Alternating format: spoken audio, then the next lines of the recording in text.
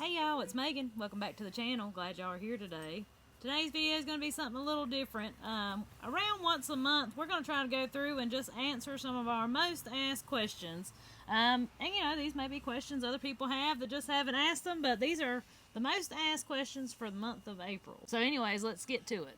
But before we get to answering questions, so I'll be honest with y'all, my email blows up constantly with companies wanting to send us products to try or whatever. And you know, you see a lot of that on YouTube. And most of the time, me and Andy are real picky and choosy if we choose anything at all. Yeah, exactly. But your girl ain't going to turn down free coffee. Okay, so these folks at Work Life Coffee sent me this free sample. And I'm going to tell y'all, it is delicious. It tastes like a very high-end coffee. That's the best way I know how to explain it. It smells like a high-end coffee. Yeah, it is delicious. It smells good. But this coffee is actually roasted down in Texas, and it even says on the back that they source their beans from the best coffee beans from around the world and roast them to perfection. They do air roast their beans, and it's a veteran-owned company. So, you know, when they sent me an email, I was happy to try their coffee, because those are two things that we stand for. It's in the United States, veteran owned, and I love coffee. And don't they sell beans that you can grind as well? Yes. If you want to grind your own. I think most of their stuff is from what I'm looking on their website, a lot of their stuff is actually whole bean coffee that you can grind yourself if you're into that. I don't have a way to do that, but so they sent me the ground coffee. But it is superb. It is very good coffee. So anyways, to the questions. All right. So, I think probably one of the most asked questions lately, and this has been through emails and comments, is people wanting to know what we think about that house planter. And so far, we really like it. As a matter of fact, our neighbor come out here and checked it out the other day, and he's like, I'm done with that little earthway planter. I'm getting me one. And he got it. Planted the whole hillside. He even tore up more ground so he could plant more. Like, he has fell in love with it. He said it's amazing how much easier it pushed, and I got to agree with that. The only downfall we have found with it is the seed plates. And you have to have that plate, like, exactly the size of your seed that's going to be falling off in that hole. If not, you're going to plant 2 seeds, or you're not going to plant a seed at all. Or you may have a long strip that's missed. And so that's going to be a learning curve for us. But once we get it figured out, you know, we'll be good with that. But and you got to think, that earthway planter, we've been using it for 10 years or more. Yeah. And so we kind of got we know exactly what to do with it. Memorized. But the design of the earthway seed plate will pick up an odd-shaped size seed, even if it don't fit quite in the hole. But it's designed a little bit more different. However, I'd say that was probably the plus side to the earthway, where with the house planter, the seed plates, they work differently. And I'm not saying it works bad, because our corn out here is coming up great. Everything looks good. It worked great when we were planting our green beans the other day. It worked okay with our popcorn. Now, that's one we're going to have to make our custom plate for, which it comes with extra seed plates. So that's the reason. It comes with blank seed plates, I guess I should say. Yeah, you can make your own. So you can custom make your own plate. And it even comes with a guide to know where to drill the holes at. So, you know, that's something, you know, once you get your plate made that you need, like if you have to have a custom plate, you know, then you've got it, and you'll never have to worry about that again. And but that Japanese hole's popcorn is extremely small. Yeah. And we were putting more than 1 kernel per hole. So I'm sure we'll probably have to go down there and thin that out. And that's completely fine with me. It pushed so much easier than that earthway that I don't mind having to go and thin out some. Right. It's when you get to missing stuff is where I would worry about it. And so, you know, you just got to watch it. You got to pay attention when you first try it with a different seed. And I think it does the worst with like a big bean, something like those cranberry beans or the October beans, or like a big lima bean, something like that. It may have trouble with. We don't plant those here, but you know, something like that's what it may have trouble with. Anything that's got an odd shape that's not rounded, it seems like it does a little. You've got to figure out that plate size. Right. But, you know, other than that, y'all, that thing is the best planter, at least the best push planter that I've ever had my hands on. Absolutely. So, you know, that's about all I can say. We've got one complaint about it, and it's not even really a big complaint. It's just us got to figure out. Yeah, it's just us. We've got to get our stuff right. Right. next question. A lot of people have been asking about the White House that's up beside our potatoes up there, and does it go with that farm? I think a lot of people. They want to know if it's ours, Right. and if it's Right. if it's one of our family members. Right. And it's not. No. Well, wish it was ours, but. So I've known that lady for all my life. I grew up right down the road from there, and so originally that farm was like 40 acres, and back in I guess probably the late 70s, early 80s, it got split up between the kids of the family, and each part, everybody got a 10-acre parcel, and just so happened, here recently, within the last few years, we were able to buy one of those 10-acre parcels, and our 10 acres, the land line runs within feet of the side of her house. Right. And so that is the original farmhouse to that 40 acres that was there, but no, it's not ours. Right. And so hopefully that'll, and see, that piece of land doesn't, Hang on, dear. one of these things off the maple tree. That piece of land doesn't join where our house is here. It's about 3/4 of a mile up the road. So if you're ever wondering, it doesn't join here. So we have 17, almost 18 acres here where our house sits. And then up there is 10 acres, which, we're only able to use, farm, I don't know, maybe 2 acres I was going to of it. say, yeah, it ain't. Because a the whole rest lot. is a hill and a holler. Yeah. It's just really nice woods, good timber and all that on it. But, All right, the next question for you is about your little Kubota tractor. So that's our jack of all trades around here. yeah, that's your favorite one, isn't it? That's right. That's right. Yeah, That's one I can actually drive easily and do stuff with. There's been a lot of comments lately wanting to know what size Kubota tractor it is. And, we've talked about it in the tractor video that we put out. But, we understand that we've gained quite a few subscribers just since that video. And so everybody may have not seen that video. That is I believe it's a 2020 Kubota LX 2610.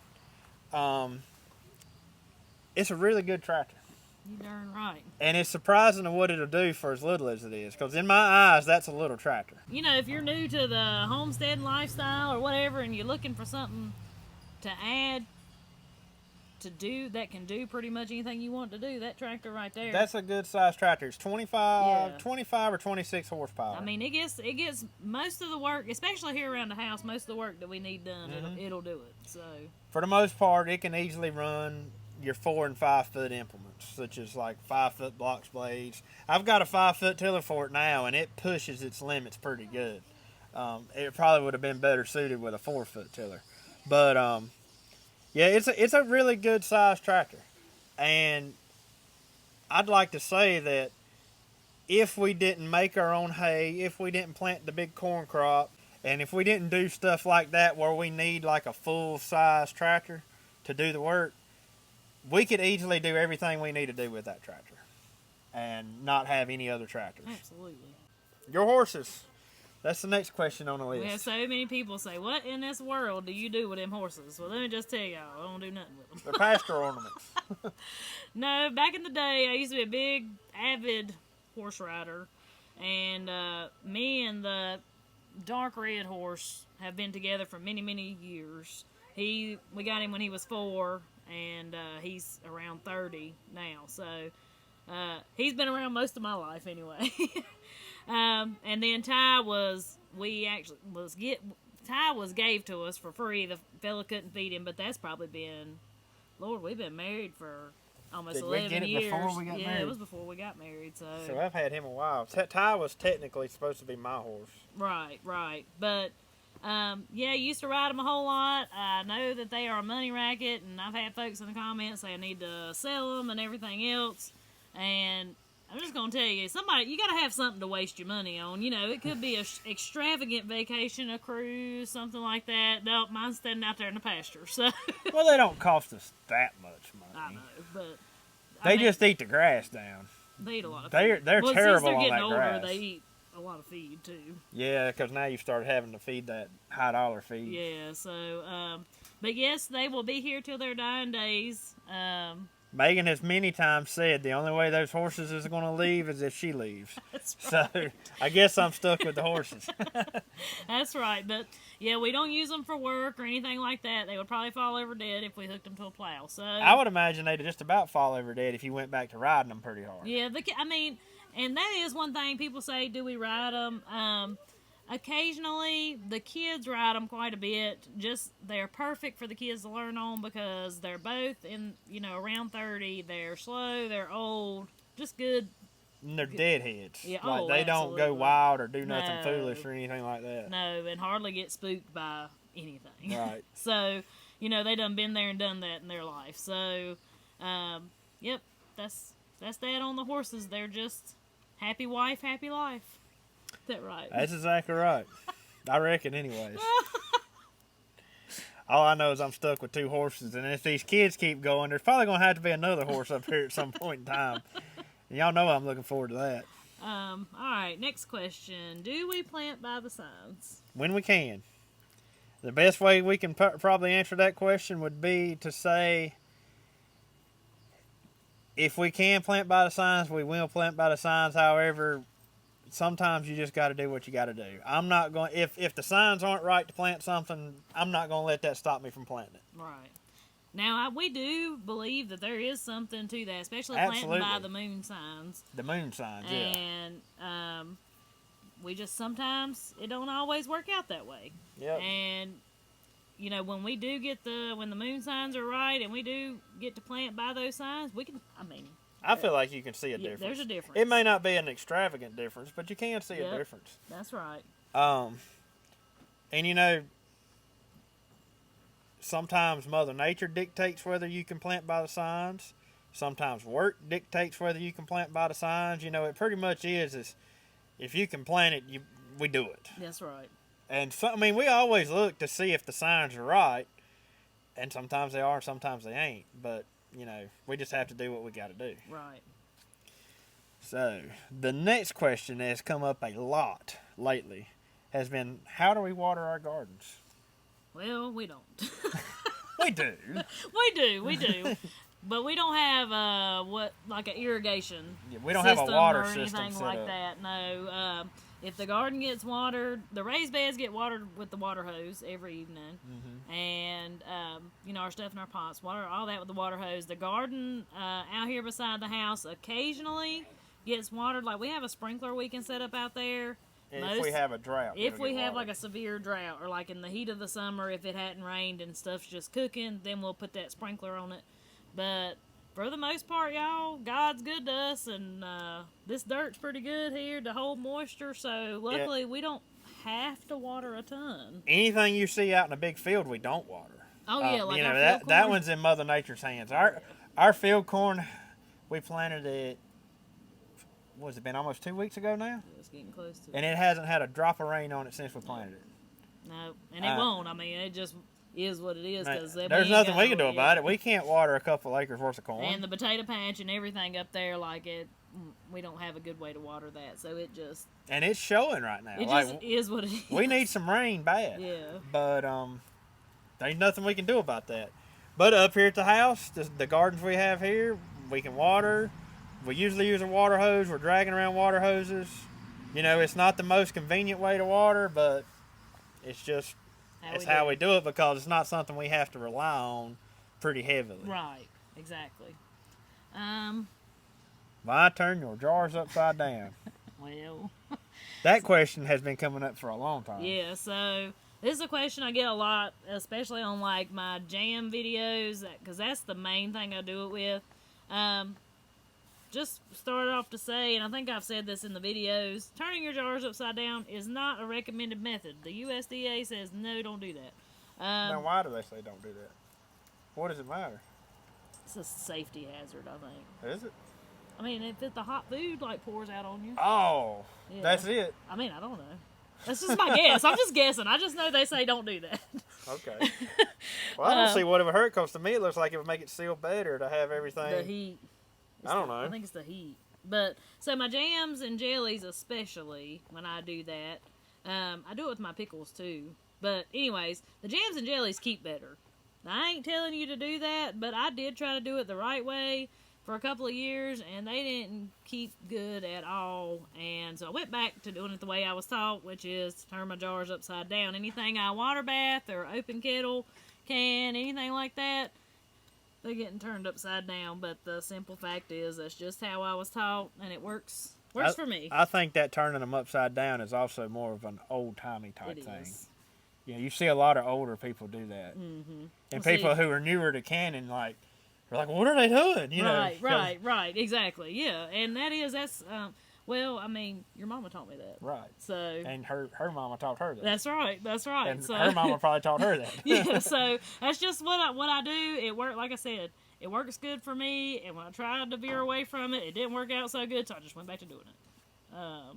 That's the simple answer to that. Do as I say, not as I do. But let's see. Cover crops. Why don't you feed those cover crops to your cows? Well, the garden that we have up here at the house is right on the side of the fence, as I'm sure y'all have seen in a lot of the videos. And that one is very easy to turn the cows into that garden and let them graze on that cover crop. And so we do. The cows, the steers that are in that fence, they actually grazed on that cover crop that was there probably 3 times this past winter. And then we let it come out this spring so we would have something to work into the soil. Now, the garden across the creek and the gardens up the road. Where y'all saw that pretty knee-high crimson clover. Yeah, that's just it would be, the layout is not right for us to run a fence down there. And get the cows get the cows over there. It would be very eventful. Yeah, it's too far of a distance to run cattle down there. Our fence does come kind of close to that area, however, we don't have a gate. Well, and there's nowhere to cross the creek. And there's nowhere to cross the creek where the fence gets close to that garden. And it's just, it would honestly be more trouble than it's worth. Mm-hmm. I mean, and I'm totally fine with just working all of that top growth into the soil, and, it's doing what I want it to do. It would be nice to be able to run the cows over there and let them eat it. But it's just too much. If we didn't have anything else to do, I'm sure we could figure out a way to do it. Right. But we've got way too many other things to do to be worried about trying to get them across the creek. That's right. And that's pretty much a simple answer on that. All right. So, what do you do for bugs? Okay, so that all depends on the type of bug. Y'all excuse the dog that's went crazy in the background. It's that time of day, for whatever reason, when it starts cooling off outside, she gets wild. And then here in about 30 minutes, she'll crash. But anyways, so with bugs, we do all different types of methods. It depends on on how bad of a bug problem we have. If it's not very bad and it's not many plants we have to do it with, we'll just simply pick the bugs off and kill them. And sometimes that works. Sometimes they're right back on there. We try to stay organic if we can. We use neem oil and spinosad. I think that's how you say it. We use that a lot. And for most things, that typically takes care of it. However, just recently, we had a bad potato bug issue, and nothing would work. Nothing. We tried everything under the sun. They was eating us up. And they were just flat out eating those potatoes that's up the road here up. And it's probably got a lot to do with because the plant was stressed. Because, like I said earlier, we're sort of in a drought. And anytime you have a stressed plant, that opens it up to more susceptible for a insect or anything to start eating on it. Mm-hmm. If you have an extremely healthy plant, chances of it getting eaten up by insects are a lot less than if you've got one that's under stress. So I would imagine that's part of the reason why they were eating them so bad. But it finally got down to it, I was like, we got to do something. So we bought some Bug Buster 2, and it wiped them out. It done the job. And the way I look at that is, we're after getting a crop. We want to harvest. And we do not want to go to the grocery store and buy it. So if I spray some type of commercial pesticide or whatever on my vegetables, at least I know what I sprayed on there. That's right. If we go buy something from the grocery store, y'all, I don't care if it says organic. You don't know what was put on that food. There's no way. You don't even know where it come from. You would have to go to a local farm or something in order to get something you could halfway trust. So, we want to harvest, and if we do spray something like that on it, like I said, at least we know what's on it. We try our best not to do that, but sometimes you just have to if you want to get a harvest. Can you make that tea with the purple dead nettle? Yes. So, how you make tea with purple dead nettle or any fresh herb, it can be fresh or dried. It's a very simple method that I do anyway. I just get a little handful of leaves in my palm and put it in a coffee cup, pour boiling water over it, and let it sit for 10 to 15 minutes, something like that.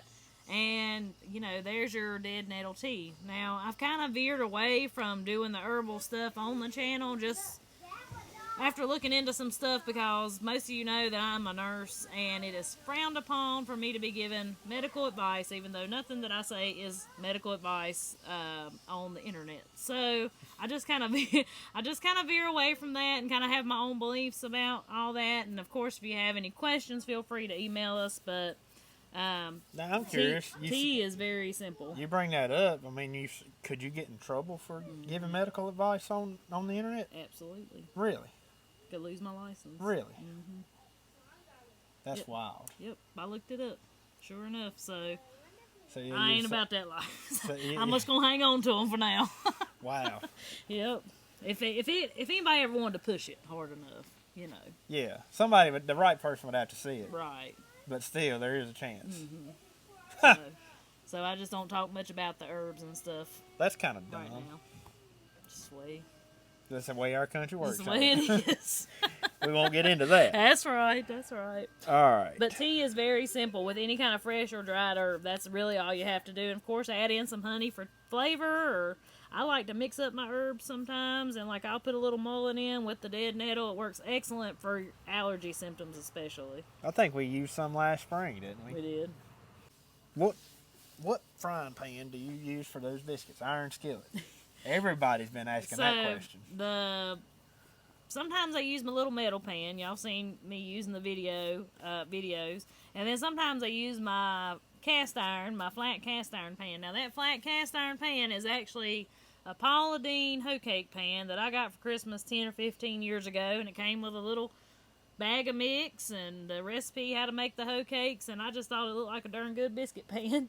And but that's what it is. It's called a Paula Deen hoe cake pan, and I have no idea if they are even still around. Like I said, I've had that thing a long time, but I do like making biscuits in it. That's really all I use it for anymore. Yep. I'll be dog. I just learned something too because I didn't know that. I wanted it dirty Santa down at Grandma's. I remember that now, but that's been a very long time ago. Okay, so a lot of y'all have asked, what are the bushes in front of our house? Those red blooming bushes that were, I don't remember what video it was in, but there was a real up close shot of those bushes in front of our house. They were so pretty this year. They're azaleas. They looked like that for about maybe a week. Yeah, and then they lose their blooms and they're back to just a regular green bush. Now those were your grandma's azaleas, yes, right? They were. Grandma planted those azaleas who knows how long ago. I have no clue. And you just keep them trimmed up? Yeah, I actually cut them all the way back down to the ground one time. Oh, and they've come back out that much. That. Yeah. But, they're beautiful now. They are. But we have a lot of azaleas around here, actually. We even have some native azaleas down towards the creek. They're beautiful, too. But, you all right? That was the dog. But, azaleas is an extremely pretty flower, but they just don't last long. They don't last long at all. Right. When they bloom, it's like if you don't look at them then, you're going to miss it. Yep. Here's another azalea that we have. That one is more of like a peppermint type bloom. This is my favorite. This is a beautiful azalea. Yeah, that's my favorite. I actually rooted this azalea when I was in college in my horticulture program that I was in. And I love this one. This one's so pretty. But it's a later blooming azalea. Most of your azaleas have already bloomed by now. But that one always blooms just a little bit later. how much land do we have? Well, we answered that question earlier. Well, I guess you can answer it again. Yeah. So in case you didn't catch it earlier, well, it's about 17 to 18 acres here at our house, which y'all probably see us use about What, half of it? maybe half of it. Yeah, because the rest of it's pretty steep, and the straight rest up of and it's down. wooded. Yeah. So I'd say we're about half and half open and wooded. We're actually probably more wooded than we are open. And then we have the 10 acres up the road here where our field corn is planted and our potato patch is and all of that stuff. The property we were just talking about where the White House is. And where are we? So, we are in, I guess you would call us the foothills of the Blue Ridge Mountains. Yep. We're on in the Virginia line. Yeah, right on the Virginia line, in North Carolina, and we're not what you would call deep into the mountains, but we're in the mountains. And let's see. Do we have any help? No, us and the kids. And that's actually, honestly, a surprising question to me, but it comes up more often than you think it would. Everybody want to know, I hope y'all have help to do everything that y'all do. We don't have help.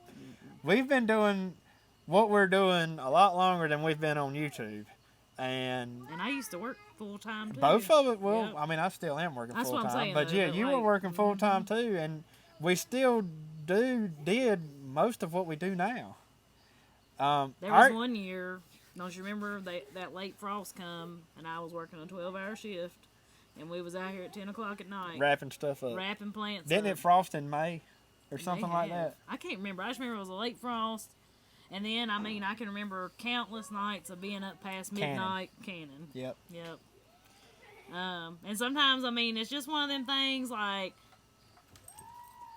just all of what you want to do, I guess. I think so. So, this one, it's hard for some people to understand. Like, even when I was younger, I'm talking like teenage years, I would just as soon be working in my garden and doing stuff like that as I was out partying with my friends. And you can ask any of my friends that, and they will answer that question. Because they used to come and bug me all the time, like, come on with us, we're going here tonight. And I'm like, nah, I'd just as soon stay right here and work in my garden, but it's just what I like to do. And so, really, even though people think, y'all watch the videos and like, I can't believe y'all work that hard and whatever, it's not almost. It ain't really like work. It's, though. yeah, we're doing what we want to do. Yeah, exactly. It's amazing how the older you get, the more you want to be at home instead of out and about. Right. But yeah, like, we're doing what we want to do, so it's almost like we're not even working. Oh, yeah. Now, some days is a little bit tough, and when you sit down at night, you're just like, man. But you got a good tired feeling. Like, you can at least look around and see what you accomplished. That's right. That's right. All right. Why do we have the Jerseys instead of other breeds of cows? That's a good question. Because, So- and there's been a lot of people want to know, why don't we have Dexters? Because they do good on small acreage. Then I've seen somebody commented on the Highlands cows. Why didn't we have those? And I believe they actually said you could milk those cows. Can you milk a I think Highland? so. Yeah, I think so. Well, So, because they were cheap. yeah. For the most part. There you go. There you go. I mean, that's just the point blank simple fact. I wanted a milk cow, and we found some cheap. And then I wanted another milk cow and found another one cheap after looking That for a was while. Candy. Yeah, and that was Candy. But also Jerseys are pretty like available around here. I really wanted a brown Swiss because I'm a huge fan of like the Prairie Homestead and stuff.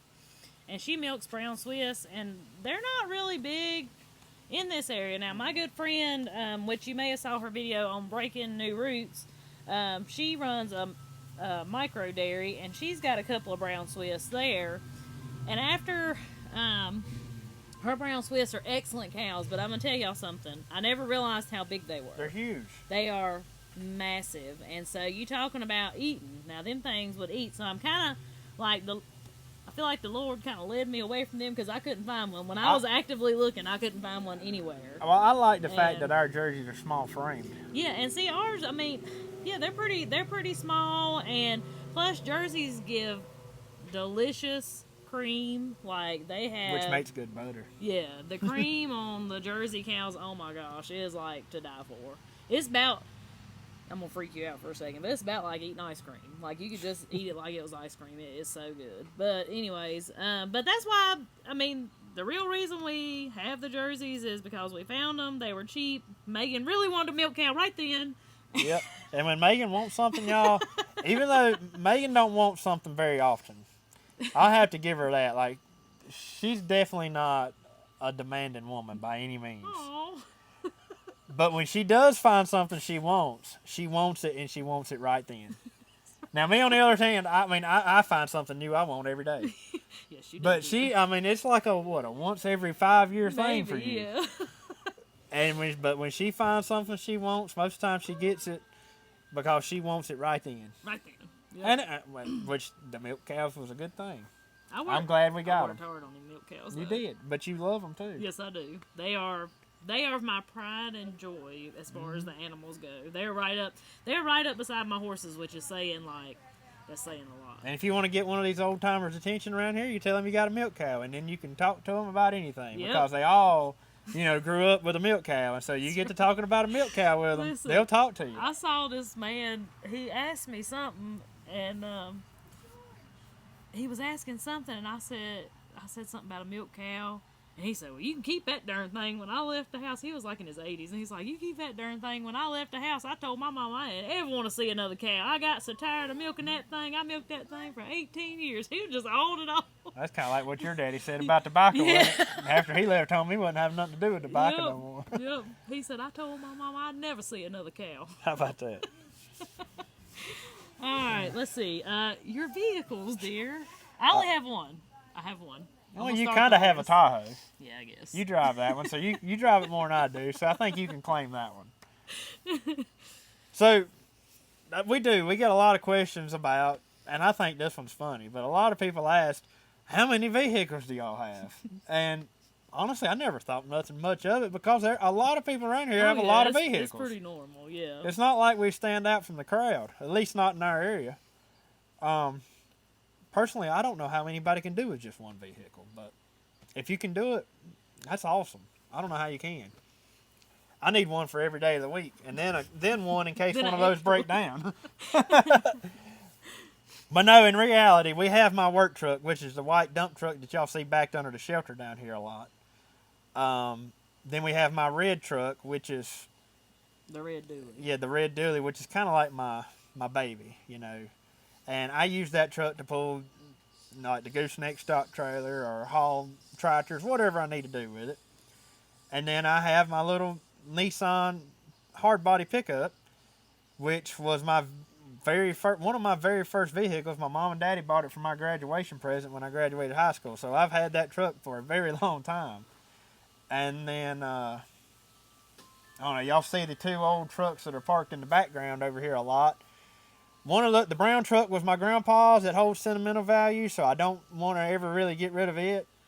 And then the other one, the red and white truck, honestly has been on my list to fix. It's just not been a high priority, so we just haven't done anything with it lately. And I still do intend to fix it one of these days. I don't know when that's going to be. We don't need it, so I guess that's why it's not been fixed.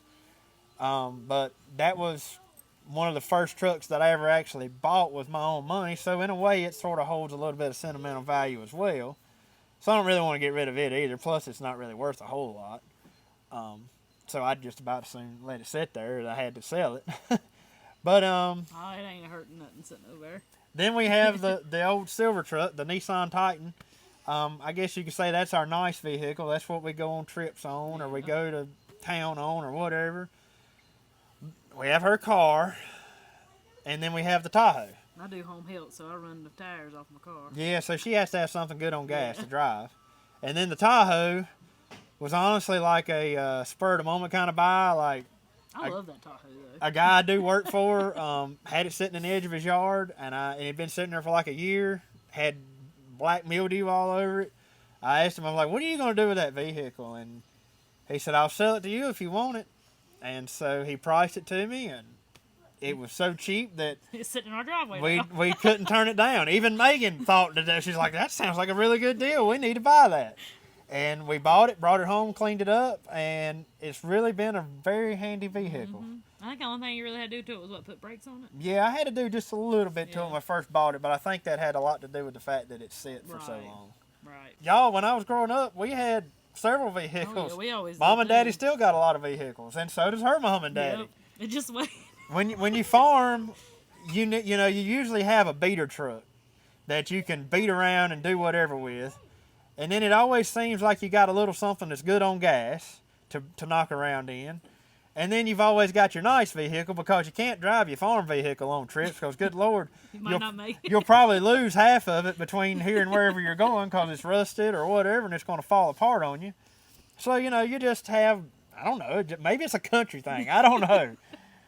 But it would be tough to not have that many vehicles because we really use every single one of them. Yeah, that's right.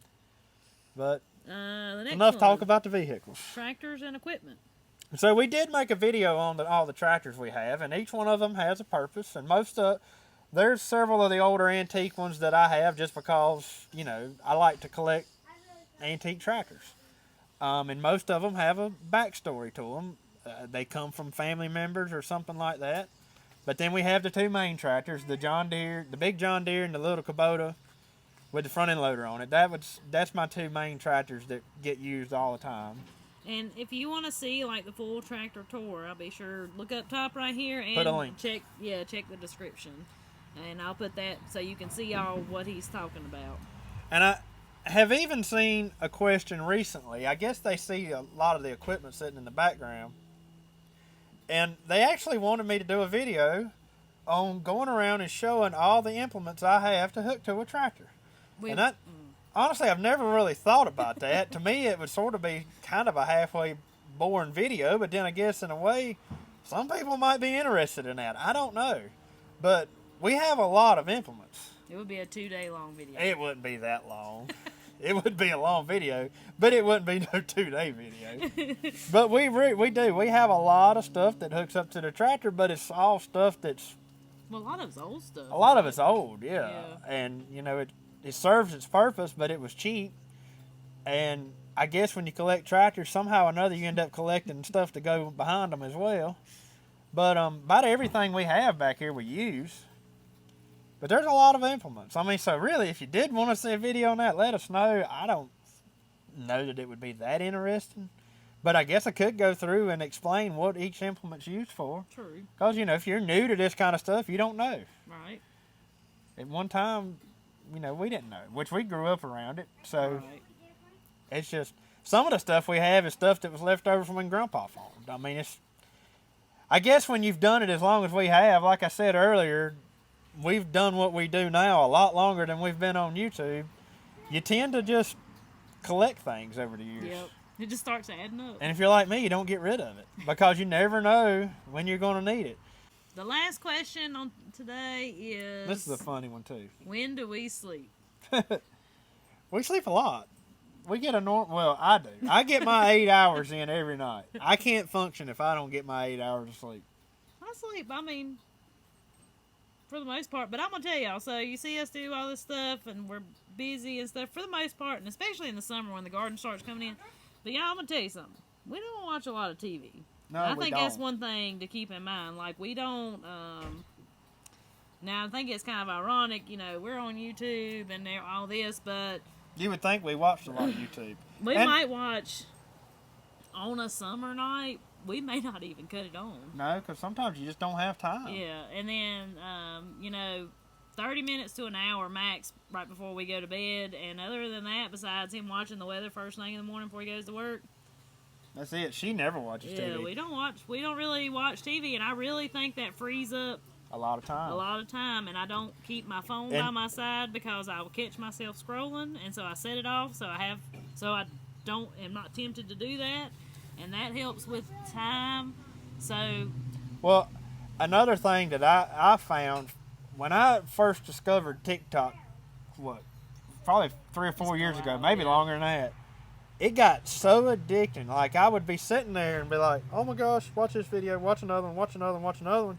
And it didn't take me long to realize just how much time I was wasting on that. So I completely done away with that. I quit watching TikTok. I don't scroll on videos on Facebook. We don't scroll on Instagram looking at videos or nothing like that. Now, we'll get on Facebook and look at posts or whatever, or check our Facebook group and look at posts, but you know, we don't spend a lot of time on social media, even though we're on social media. Right, right, that's right. And we, you know, and that's one thing I actually wanted to address on this video too. So, feel free, you know, to send us emails, but be patient with us. We check emails maybe once a week, and that's just for our time's sake. Our time's sake, yeah. That's you know, and so if we ain't got back to you right away and you've we'll emailed us, we will get back to you. It just may take us a little bit, because y'all, I'll be honest with you, if I was checking the emails and the comments and Facebook and everything every single day, I'd drive myself crazy. I really wouldn't have time to do nothing. So I do try. We both try to sit down and, you know, go through the Facebook page. It may only be every 2 or 3 days, and Instagram. And like I said, the emails is around once a week, maybe a little more time in between than that. But we will get back to you. Yeah. So as far as the comments and stuff do go, like I really enjoy reading comments. So sometimes if I get up early enough before I go to work, I may look at them then and answer a few. And then sometimes as soon as I get home from work, you know, when I go in and kind of just get me a glass of water or something and sort of get my mind switched from working mode to being at home mode, you know, it may take 15 minutes or so to just scroll through and look at comments, but we don't actually sit down and just answer a bunch of comments, even though we read every one of them. Yeah. And then we'll finally set aside a time to sit down and go through and answer every one of them. And that's one thing, you know, even if our channel were to grow huge, if you ask a question in a comment, we're going to try our best. We're going to try our best to answer. That's right. You know, we can't reply to every single comment there is, but if there's a question asked in the comments, I feel like if you took time to ask that question, we can surely find time to answer it for you. That's right. That's right. So I have people ask this occasionally. You know, we want to tell us how we can support y'all. What can we do? You know, I've had people ask different things like that. I'm going to tell y'all, the best way that y'all can support me and Andy here on the channel is share the video if you like the video, and tell your friends about us, and watch more videos. And I'm going to tell you, all them things is free, and that's the best way you can support us, and we feel the love, that's for sure, and we sure do appreciate it. We never ask a dime for anybody. And we even get some of the, what do they call those, the super thanks? Yes. In the comments. Y'all, we appreciate that so much, but please no. Don't feel like you don't have to do that. But we do appreciate it very much. We greatly appreciate that stuff. But it's honestly a little bit overwhelming to us still. Like our channel has grew so much in the last year that we still can't wrap our head around it. We really can't. But anyways, guys, I hope you really enjoyed today's video. Let us know down in the comments if you got any other questions you want us to answer. We'll be doing another one of these in about a month or so. And until we see y'all on the next one, y'all have a good one. We'll see y'all later.